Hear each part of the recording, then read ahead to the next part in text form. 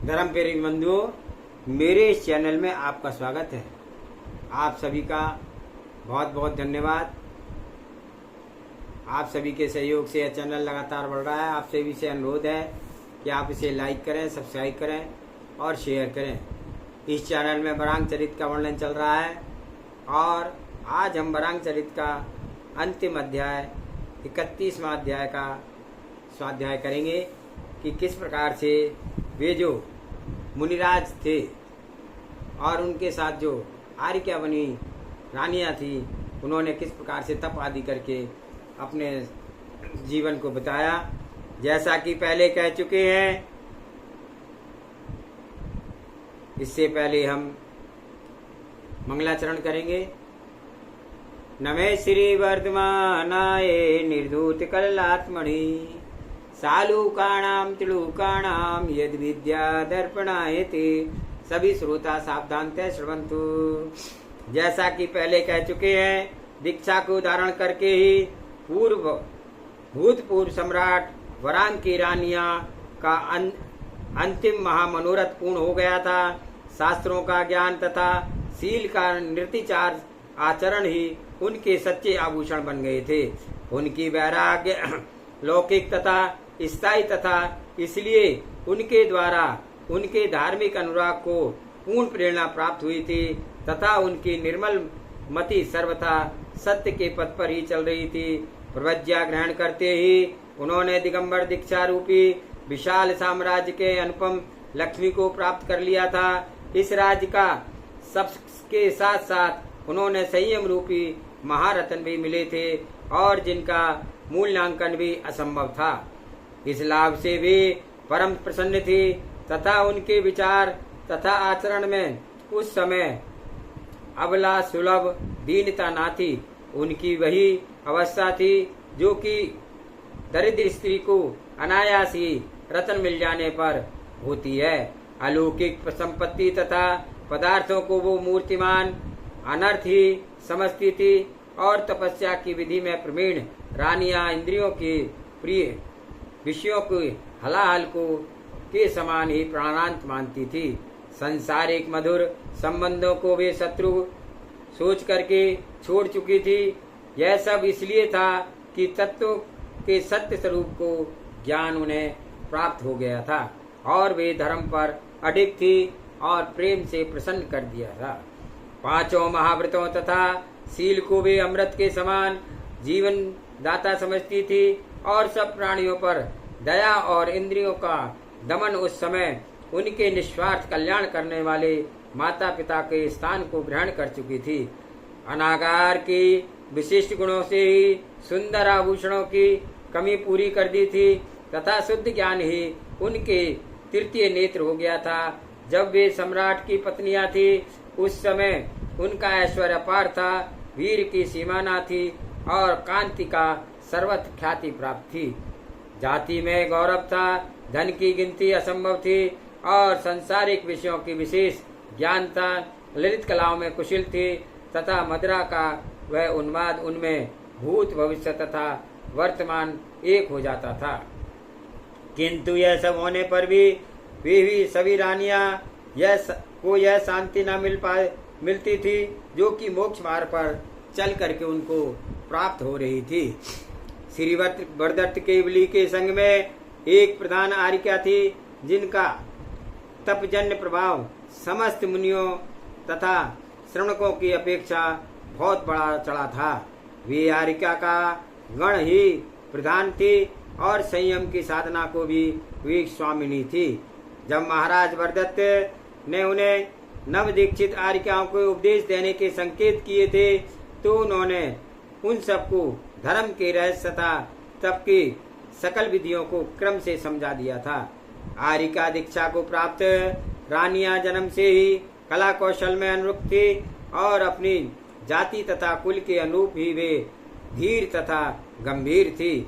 उनकी समस्त शिक्षाएं तथा अभ्यास विनय के साथ साथ तो हुए थे, फलतः वे बहुत ही थोड़े ही दिनों में उन्होंने पूर्ण आचार को हृदयंगम कर लिया था तथा 12 अंगों से युक्त आगम का अध्ययन कर लिया गया था। और 7 नयों का रहस्य जान लिया गया था। सप्तभंगी के मूल तत्वों को भली भांति समझ लिया था। 5 इंद्रियों तथा 9 इंद्रियों मन तथा मनोमन हाथी के सदृश जिनकी शक्ति की सीमा नहीं थी, वे सब विषयों में अभिलाषा रूपी दर्प को चूर होकर के विद्रोही हो जाते थे और यौवन के मद में उन्मत्त होकर के अनर्थ करने पर तुल जाते थे। इन्हें भी रानियों ने अपने संयंत्र गृहस्थ जीवन में भी उच्छृंखल नहीं होने दिया था तथा और अब दीक्षित अवस्था में तो शांति रूपी शिला पर तीक्ष्ण किए गए सुमति रूपी प्रखर अंकुश मार से ही उनकी सारी मस्ती उतार दी थी। मनुष्य का अनियंत्रित मन ही संसार के समस्त अनर्थों को जन्म देता है। यह महान सेना नायक का समान है और इसके नायकत्व में विषय भोगों की निश्चित विजेता होती है। यह महात्मा स्वयं तो दूर दूर तक छापे नहीं मारता है, किंतु 5 इंद्रियों को भी कुमार्ग में दौड़ाता है। विश्व विजयी महाराज मोह के इस प्रधान सेनापति को भी उन रानियों ने पराजित कर दिया था। अपने मन वचन तथा काय की अनुचित प्रयोग वे एक क्षण भी नहीं करती थी, क्योंकि उनके प्रयोग का असंभावी फल पाप कर्मों का आश्रय होता था और वे गुणवती देवियां भली भांति जानती थी कि वैसा प्रयोग त्याज्य है। अतएव भूल से भी वे न तो व्यर्थ विषयों पर विचार करती थी, न ही अनावश्यक शब्द बोलती थी, न निष्फल कार्य को करती थी। उन्होंने संगोपांगशील को साधारण किया था और काम रूपी विष वृक्ष को अंकुर तक भी तप की अग्नि में झोंक दिया था। अतएव अपनी सफलता साधना के कारण वे अपने गण आरिका संघ का भूषण हो गई थी और वे अपनी शक्ति के अनुसार आतप आदि योग लगा करके पूर्व जन्मों के बंधे गए कर्मों के मैल को कम करती जाती थी। वे 3 दिन 5 दिन 6 दिन 8 दिन तथा पक्ष पर्यंत उपवास करती थी। कभी कभी महीनों तक 4 और 6 माह भी उपवास करते बीत जाते थे। इस कठोर तपस्या से उनके सुकुमार तन अत्यंत क्रस हो जाते थे। अतएव व्रत के अंत में वे बहुत थोड़ा आहार लेकर के पालना करती थी और चिरकाल रूपी अग्नि के लपटों से झुलसते रहने के कारण से उनका सुंदर शरीर विवर्ण हो गए थे। स्वभाव से ही उनकी देह क्रस थी। उस पर लंबे लंबे व्रत तथा उपवास फलतः अत्यंत क्रस हो गई थी और उनकी सुकुमार देह चीथड़े चीथड़े साड़ियों की से लपटी हुई थी और इन सब कारणों से वे काठ के बन गई थी, पुतलियों सी महसूस होती थी और जानकीर्ण नगर तथा जनशून्य वन में अनेक बनाई गई उनके लिए कोई भेद न था और शत्रु तथा मित्र में कोई पक्षपात न था। मान तथा अपमान दोनों में ही उनका एक स्वभाव था। उन्हें अपने देह और आत्मा को थोड़ा सा भी मोह न था। उनका प्रत्येक कार्य दोष रहित तथा शुभ होता था। वे धर्म के अनुराग के प्रेरित होकर के देशों में विहार करती थी और जिस पूर्व पुण्य की योग्यता के बल पर लोक पूज्य उत्तम कुलों में उत्पन्न हुई थी, वे उसी के अनुरूप ही युक्तियां होने पर पृथ्वी पालक सम्राट की प्राणाधिका हुई थी। इस प्रकार अपने पद और मर्यादा के सर्वथा उपयुक्त थी और उन्होंने अपने ज्ञान को बढ़ाया तथा वैसे ही उत्साह और लगन के साथ ही साध्वियों ने दीक्षा ग्रहण करके घोर से घोर तप की साधना की थी और इस विधि से उन तपस्वियों के दुर्धर तपों का वर्णन किया है, जिसके तप में क्लिष्ट शरीर पर परिपूर्ण शील की अद्भुत ज्योति थी। और इसके उपरांत राजऋषि वरांग के तप विधि के विषय में संक्षिप्त रूप में कुछ कहते हैं। हम देख चुके थे कि तपस्वी के वर्ण करने का आदम्य आशा को कारण ही वरांग ने विशाल राजलक्ष्मी के से संबंध छोड़ दिया था, क्योंकि उनके आंतरिक में और बाह्य गुणों में ही श्री शोभा ही उस राज्य की श्री से अधिक चारु थी। स्वभाव से ही धीर वीर वरांग ने जब निर्गंत दीक्षा को धारण किया था, उसी क्षण उन्होंने 5 महाव्रतों का पालन आरंभ कर दिया था और महामतिमान मुनि वरांग ने सबसे पहले पूर्ण विस्तार पूर्वक आचार अंग का अध्ययन किया था और उसके उपरांत अपने अनेक भेद तथा प्रभेद युक्त प्रकीर्ण ग्रंथों के का अध्ययन पूर्वक मनन किया था और इससे भी समाप्त करके वे शेष अंग तथा दृष्टिवा 14 पूर्व आदि का क्रम से अध्ययन किया था। और आश्चर्य की बात तो यही थी कि तुलनात्मक दृष्टि से इन्हें इन सब अध्ययन से बहुत ही थोड़ा समय लगा था और समस्त संकल्प विकल्प तथा पूर्व भक्ति रति के प्रसंगों की पाप में स्मृतियों को उन्होंने हृदय के तट पर से सदा के लिए पहुंच दिया था। भगवान अनंत केवली के उपदेश के अनुसार ही तत्वों का साक्षात्कार में भी सदा लीन रहते थे। नाना प्रकार के विविध आतापन आदि योगों को लगा करके महात्मा वरांग उग्र से उग्र तप कर रहे थे। राजऋषि वरांग सम्यक ज्ञान रूपी हाथी पर आरूढ़ थे और दया दम्भ धर्म रूपी निर्मल तथा धवल छत्र के राजपट उनके तपमय राज्य को घोषित कर रहे थे तथा शुद्ध धर्म तथा शुक्ल ध्यान रूपी प्रबल धनुष से उठा करके उसके द्वारा ही वे शील रूपी प्रकार बाणों की वर्षा करके अपने महाशत्रु मोह को अंग अंग को भेद रहे थे। और इस आध्यात्मिक युद्ध में भी उनका धैर्य अलौकिक तथा असहाय था। हाथियों के श्रेष्ठ जाति में उत्पन्न सम्यक चारित्र रूपी रण कुशल हाथी पर आरूढ़ होकर के उन्होंने 8 कर्म रूपी भव के शत्रुओं को युद्ध छोड़ दिया था। इस युद्ध में सत्य जैन धर्म का पालन ही उनका कवच था। सम्यक ज्ञान ही तीक्ष्ण कृतांत भाला था और उनके सटीक आघातों से उन्होंने देखते ही देखते कर्म शत्रुओं को धराशायी कर दिया था। 5 इंद्रियों रूपी द्वारों को वीर को ग्रहण करने वाली प्रेम रूपी प्रबल पवन को झकझोर करके मार करके कर्तव्य विमुक्ता आदि धुएं से बादलों से युक्त तथा कर्म तथा काम भोग संबंधी कल्पना रूपी उद्दीपकों को पड़ते ही भवकने वाली काम देव रूपी ज्वाला को महर्षि वरांग ने सम्यक ज्ञान रूपी बड़े जल पूर्ण कुंभों के क्षण भर में ही बुझा दिया था। निर्ग्रंथ तप रूपी रण से सद्धर्म चक्र के समान था और निर्दोष तथा अष्टांग युक्त सम्यक दर्शन तथा अन्य महाव्रत आदि नेमि के समान थे।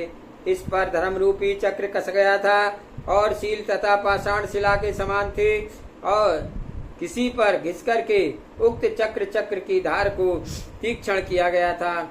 इसी भीषण चक्र को उठा करके राज ऋषि ने काम वासना रूपी शत्रु के मस्तक पर छेद कर दिया था और क्रोध आदि कसायों के आध्यात्मिक संपत्ति के लिए चोर हैं, इंद्रियों के विषयों को प्रबल शत्रु हैं और परिचय आदि तो आत्मा के अंतरंग संपत्ति के लिए चोर हैं। इंद्रियों के विषय को प्रबल शत्रु हैं, परिचय आदि जो आत्मा के अंतरंग तथा घातक शत्रु हैं। इन सबको ऋषिराज ने आत्मबल से बलपूर्वक घेर लिया था और वैराग्य रूपी तलवार के द्वारा इनके टुकड़े टुकड़े कर दिए थे।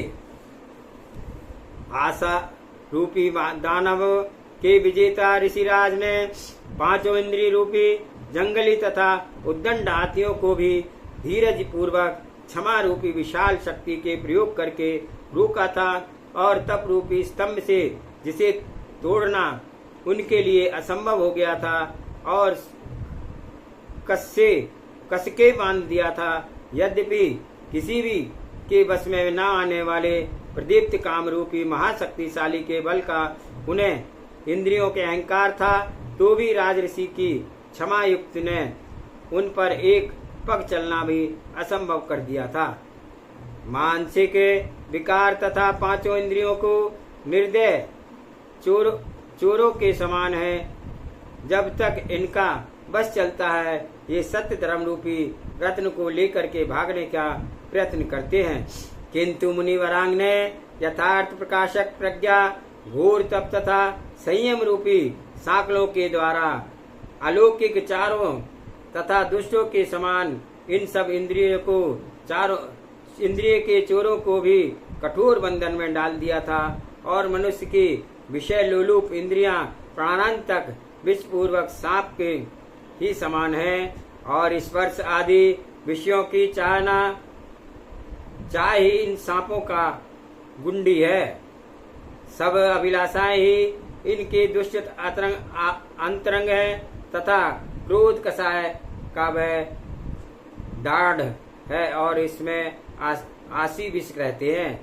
जीव का लोभ ही सब वह बैर है जिसको कि प्रतिशोध करने के लिए इंद्रियां सर्प बार बार डंक मारते हैं, और इन सर्पों को भी वरांग ने दया रूपी मूल मंत्र के जल के छींटों के द्वारा शांत कर दिया था।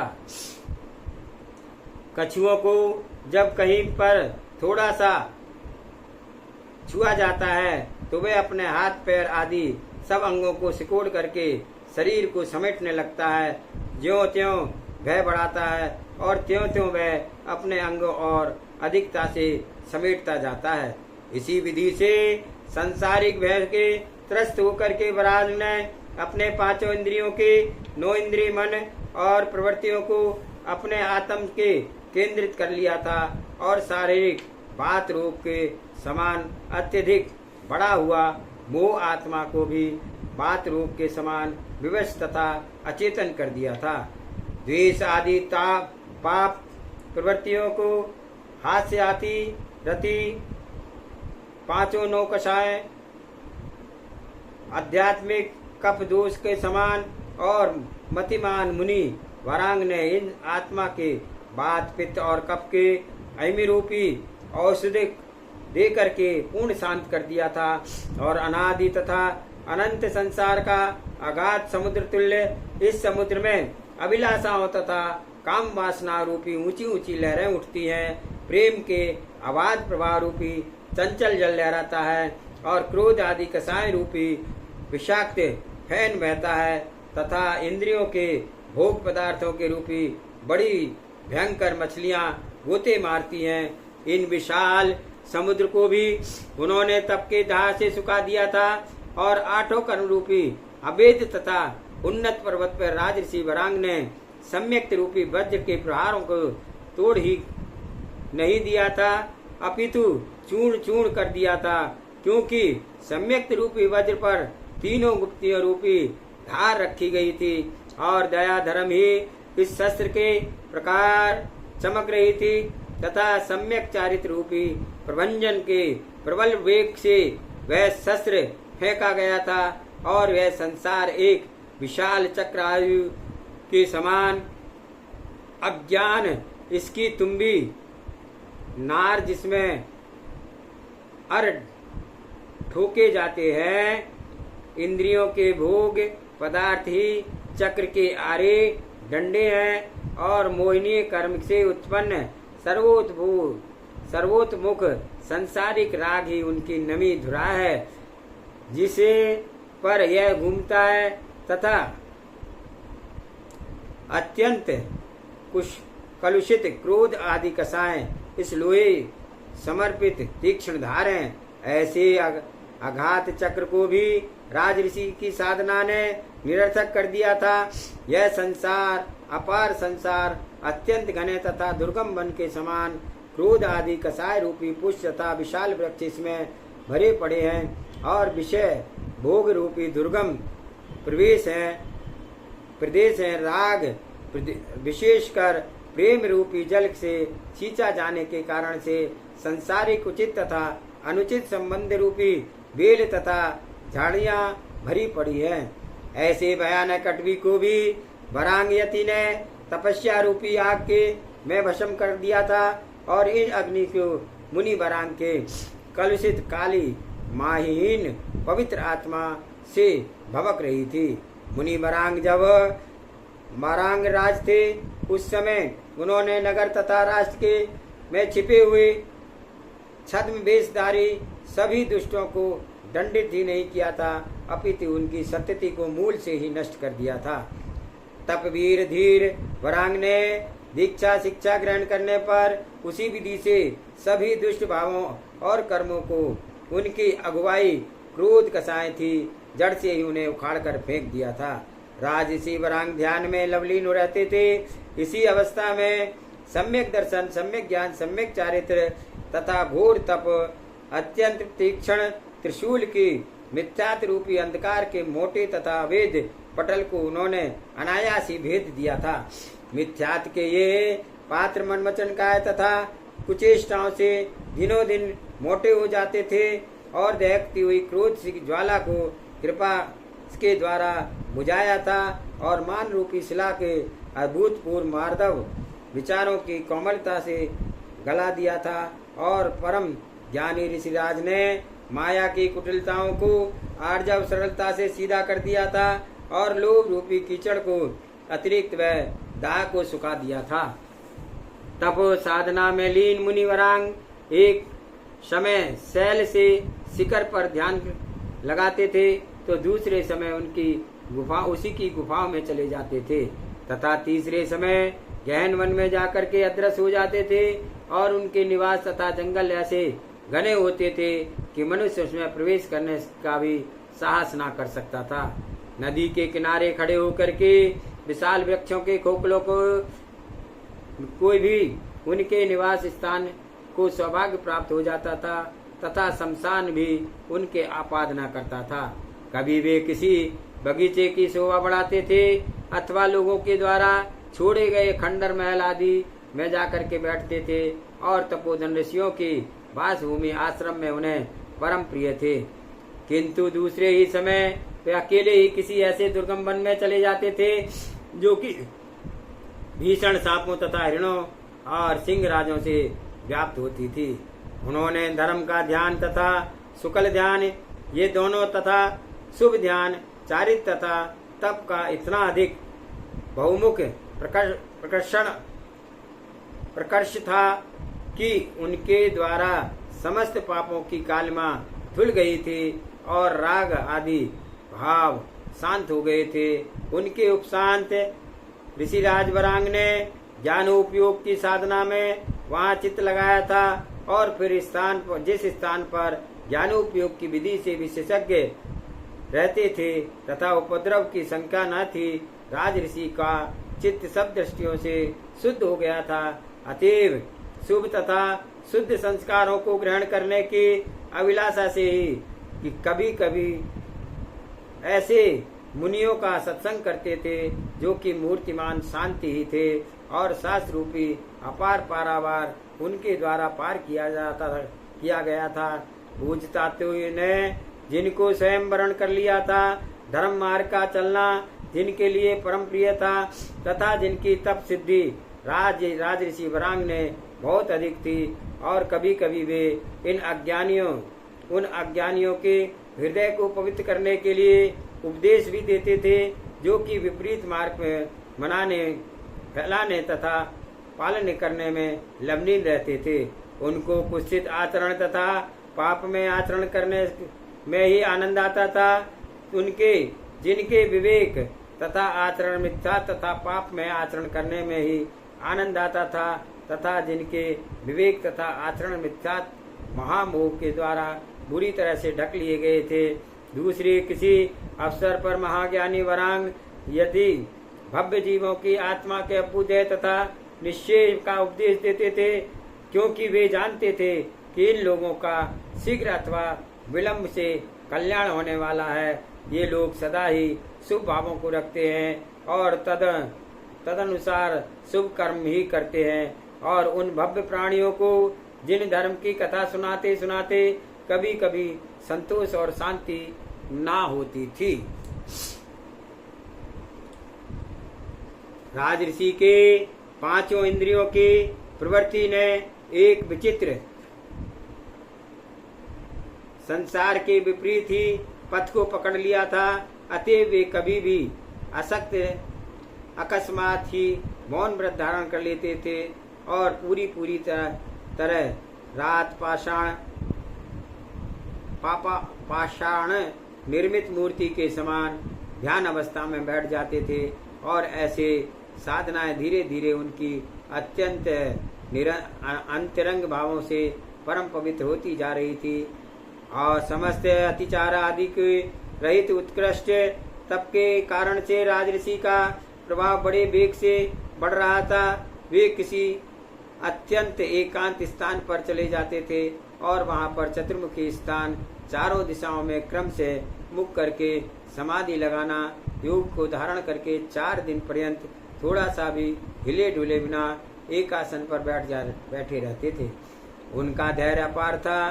ग्रीष्म ऋतु में कभी कभी तो वे महापर्वतों के बहुत ऊंचे ऊंचे शिखरों पर चले जाते थे और उन पर प्रातःकाल से संध्या पर्यंत सूर्य के प्रखर किरणों को सीधी पड़ती थी, जिससे शिलाएं अत्यंत उष्ण हो जाती थी। राजऋषि अपने कर्म रूपी मैल को गलाने के लिए इन्हीं शिलाओं पर हाथ नीचे लटका करके खड़े हो जाते थे और उस समय उनकी दृष्टि पैरों पर रहती थी। जिस समय जोरों की उठती हुई घटघटा के कारण से एक दृष्टि से पूरा का पूरा आकाश तथा भूमंडल चलचल उठता था। बिजली की लगातार चमक के सृष्टि भीत हो जाती थी और मूसलाधार वृष्टि होती थी। ऐसी दारुण वर्षा काल में वे अपने पाप रूपी धूलि को धोने के लिए खुले आकाश के में ध्यान लगाते थे और घुमड़ कर गिर कर आए बादलों के कारण से उस समय ऐसा लगता था कि पृथ्वी पर आकाश एक में एक हो जाएंगे। इसी भीषण घनघनता के निरंतर बिजली चमकती रहती थी और वृष्टि एक क्षण के लिए भी नहीं रुकती थी। एक के बाद दूसरी घटा उठती थी। ऐसे घनघोर वर्षा काल में रात्रि के समय वे आकाश के नीचे योग धारण करते थे और उनके ध्यानस्थ शरीर पर रात्रि भर पानी के प्रबल बौछार पड़ती थी तो भी शरीर निष्कंप ही रहता था। शीतकाल आरंभ होने पर जब अत्यंत शीत पवन बड़े वेग से प्रबल के साथ झकोरे मारता था, निरंतर तुषारापात होता था तथा उस समय विधि पूर्वक अभ्यावकाश योग वृक्ष आदि की छाया को छोड़ करके बिना आड़ के बिल्कुल खुले प्रदेश में ध्यान लगाते थे और शीतल निर्मल अनिल के झकोरों के अंग अंग के रुक्ष करके फाड़ देते थे तो भी उनका मन चरम लक्ष्य पर ही एकाग्र रहता था। यदि एक समय दीर्घतम उपवास करते थे तो दूसरे अवसर पर भी वह चंद्रयान आदि परम प्रसिद्ध अनेकों व्रतों का पालन करते थे। यद्यपि इन सब नियमों और यमों के निरंतर पालन से राजऋषि के शरीर में अत्यंत कृशता प्राप्त हो गई थी तो भी पूर्ण उत्साह के साथ घोर से घोर सुतप करने के दत्त चित्त थे। जैनागम जैसा था वैसे ही उपदेश करते थे और उसके अनुकूल साधना मार्ग को अक्षर से अनुसरण करते हुए वे मुनि महाराज ने अपने मन वचन तथा काय को पूर्ण रूप से वश में कर लिया था और उनके धैर्य अपार था। अतएव अनशन अमौर्य व्रत परिज्ञान रस परित्याग व्यक्ति सह्यासन तथा काया कलेश यह 6 बाह्य तप तथा प्रायश्चित विनय व्रत स्वाध्याय व्युत्सर्ग तथा ध्यान के 6 अभ्यंतर तप कुल मिलाकर के इन 12 तपों की ऐसी साधना की थी कि जिसे करना अति कठिन था तथा विषय लोलुप भीरु पुरुष जिसकी कल्पना भी नहीं कर सकते थे।